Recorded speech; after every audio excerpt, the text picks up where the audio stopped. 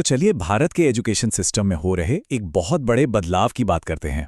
खबरें तो कई आ रही हैं, लेकिन जो सबसे बड़ा अपडेट है वो ये कि एनसीईआरटी को अब डीम्ड यूनिवर्सिटी का दर्जा दिया जा रहा है। आज हम इसी बड़े रीसेट को आसान भाषा में समझेंगे। तो सवाल सीधा है, क्या हम सच में एक ऐसे दौर के अंत को देख रहे हैं जहां डिग्री ही सब कुछ हुआ करती थी, और क्या अब इसकी जगह स्किल्स, क्रेडिट्स और फ्लेक्सिबिलिटी लेने वाले हैं?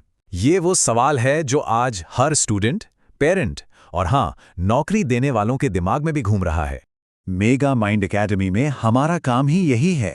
हम एजुकेशन और पॉलिसी के इन बड़े बड़े बदलावों को सिंपल, लॉजिकल और सबसे ज़रूरी एग्जाम ओरिएंटेड तरीके से समझने में मदद करते हैं। आज के इस विश्लेषण में हम इन 5 जरूरी पॉइंट्स पर बात करेंगे। हम शुरुआत करेंगे उस संकट से जिसकी वजह से ये सब हो रहा है, फिर समाधानों को समझेंगे और आखिर में देखेंगे कि एग्जाम के नजरिए से ये सब कितना जरूरी है। तो चलिए सबसे पहले ये समझते हैं कि आखिर इन इतने बड़े सुधारों की जरूरत पड़ी ही क्यों। देखिए, भारत का एजुकेशन सिस्टम एक साइलेंट क्राइसिस से गुजर रहा है। हम हर साल लाखों ग्रेजुएट्स तो बना रहे हैं, लेकिन सवाल यह है कि क्या हम असल में स्किल्ड लोग तैयार कर रहे हैं या सिर्फ भीड़ बढ़ा रहे हैं। अब जरा इस बात की गहराई समझिए। देश के एक टॉप इकोनॉमिस्ट हमें एक कड़वी सच्चाई बता रहे हैं। वो कह रहे हैं कि प्रॉब्लम जॉब्स की कमी नहीं है, प्रॉब्लम है ऐसे ग्रेजुएट्स की जिनके पास डिग्री तो है, लेकिन उस डिग्री के लायक स्किल्स नहीं है। मतलब वो काम करने के काबिल ही नहीं है। और ये बात सिर्फ इकोनॉमिस्ट नहीं कह रहे, इंडस्ट्री से भी यही आवाज आ रही है। ज़ोहो के फाउंडर श्रीधर वेम्बू साफ साफ कहते हैं कि उन्हें डिग्री होल्डर्स नहीं चाहिए, उन्हें प्रॉब्लम सॉल्वर्स चाहिए। और एक बात याद रखिए, जब पॉलिसी मेकर्स और इंडस्ट्री के लीडर्स एक ही भाषा बोलने लगें तो समझ लीजिए कि पुराने नियम बदल रहे हैं। ये जो स्क्रीन पर आप देख रहे हैं, ये हमारे पुराने सिस्टम की पूरी कहानी बताता है। हमारा सिस्टम दशकों से एक फैक्ट्री की तरह चल रहा था। इनपुट में स्टूडेंट्स आते थे, प्रोसेस में रट्टा मारते थे और आउटपुट में एक कागज का टुकड़ा यानी डिग्री लेकर निकल जाते थे। लेकिन अब जो नया मॉडल है वो इस पूरी सोच को बदल रहा है। अब फोकस ह्यूमन कैपिटल यानी स्किल्ड इंसान बनाने पर है। तो इस संकट का हल क्या है?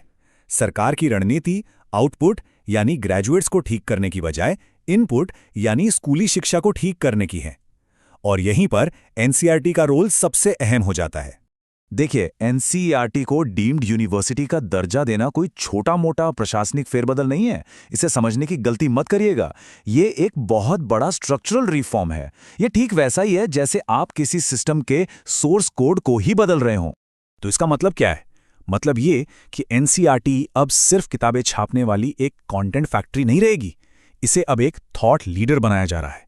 इसका नया काम होगा टीचर्स की ट्रेनिंग का पूरा डीएनए बदलना, रिसर्च को लीड करना और ये तय करना कि बच्चों को असल में क्या और कैसे सीखना चाहिए। इस एनालॉजी से ये बात बिल्कुल साफ हो जाती है। सोचिए, जब आप किसी सॉफ्टवेयर का सोर्स कोड ही बदल देते हैं तो पूरा का पूरा ऑपरेटिंग सिस्टम बदल जाता है ना? ठीक उसी तरह एनसीईआरटी को बदलकर पूरे एजुकेशन सिस्टम को बदलने की नींव रखी जा रही है। चलिए अब आगे बढ़ते हैं। एनसीईआरटी तो क्यों और क्या का जवाब है, लेकिन ये सब होगा कैसे? इसका जवाब एक टेक्निकल फ्रेमवर्क में छिपा है जिसका नाम है एनसीआरएफ। ये जो एनसीआरएफ है ना, ये शायद भारत के एजुकेशन इतिहास का सबसे क्रांतिकारी डॉक्यूमेंट है। इसका सिर्फ एक ही मकसद है, डिग्री की मोनोपोली को खत्म करना। अब से आपकी पढ़ाई को सिर्फ सालों में नहीं गिना जाएगा, बल्कि स्किल्स के क्रेडिट्स में मापा जाएगा। अब ये काम कैसे करेगा, इसे एकदम सिंपल उदाहरणों से समझते हैं। मान लीजिए एक कारपेंटर है जिसके पास सालों का हुनर है, उसे मिलेंगे स्किल्ड क्रेडिट्स। एक कोडर है जो कॉलेज नहीं गया लेकिन बेहतरीन सॉफ्टवेयर बनाता है, उसे मिलेंगे वर्क क्रेडिट्स। और एक स्टूडेंट जो कॉलेज में पढ़ रहा है, उसे मिलेंगे एकेडमिक क्रेडिट्स। एनसीईआरएफ का जादू ये है कि वो इन सभी क्रेडिट्स को बराबर मानेगा और आप इन्हें ट्रांसफर भी कर सकेंगे। और यही है असली गेम चेंजर। अब तक एक हुनरमंद इंसान और एक डिग्री होल्डर के बीच जो कानूनी दीवार थी, उसे गिरा दिया गया है। अब किसी का भी हुनर उसके क्रेडिट वॉलेट में जमा होगा और वही तय करेगा कि वो असल में कितना पढ़ा लिखा और काबिल है। अच्छा, यहाँ एक छोटा सा ब्रेक लेते हैं।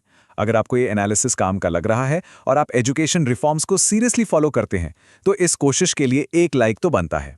और हाँ, इन सुधारों पर आपकी क्या राय है, कमेंट्स में जरूर बताइएगा। ठीक है, तो हमने क्यों और कैसे तो समझ लिया। अब आते हैं सबसे जरूरी सवाल पर, इसका हम सब पर यानी स्टूडेंट्स, पेरेंट्स और जॉब मार्केट पर क्या असर पड़ेगा।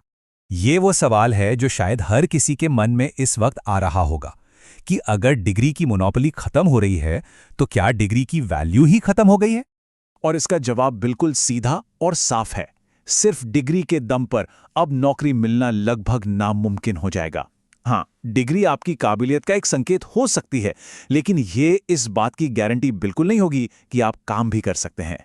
तो इस नए दौर में सरवाइव करने के लिए एक नई किट चाहिए। पेरेंट्स को अब रिपोर्ट कार्ड देखने के बजाय बच्चों से पूछना होगा, आज तुमने क्या प्रॉब्लम सॉल्व की। स्टूडेंट्स को ये समझना होगा कि कोडिंग, कम्युनिकेशन और क्रिटिकल थिंकिंग जैसी स्किल्स अब ऑप्शनल नहीं बल्कि कंपलसरी हैं। और जॉब मार्केट का फोकस आप क्या जानते हैं से हटकर आप क्या कर सकते हैं पर शिफ्ट हो रहा है।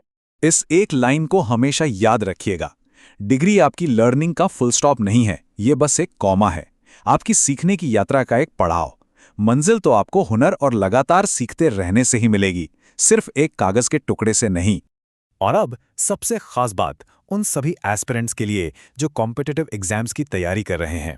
ये समझना बहुत ज़रूरी है कि इस पूरे टॉपिक को एग्जाम के नज़रिए से कैसे देखना है। इस टेबल को एक गाइड की तरह इस्तेमाल कीजिए।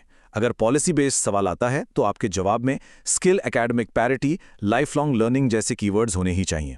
अगर स्टेटमेंट बेस्ड सवाल आता है तो आउटकम सेंट्रिक, ह्यूमन कैपिटल जैसे शब्दों पर फोकस करें। और अगर एनालिटिकल सवाल आता है तो फाउंडेशनल लर्निंग, कॉम्पिटेंसी बेस्ड जैसे पॉइंट्स आपके आंसर को मजबूत बनाएंगे। तो चलिए इस चर्चा को इस सवाल के साथ खत्म करते हैं।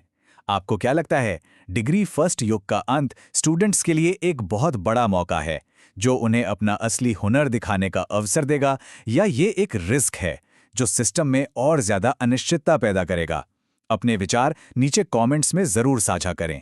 आज के लिए बस इतना ही। अगर आप एजुकेशन पॉलिसी और करंट अफेयर्स पर ऐसे ही डीप एनालिसिस देखना चाहते हैं तो मेगा माइंड एकेडमी को सब्सक्राइब करना बिल्कुल मत भूलिएगा। धन्यवाद।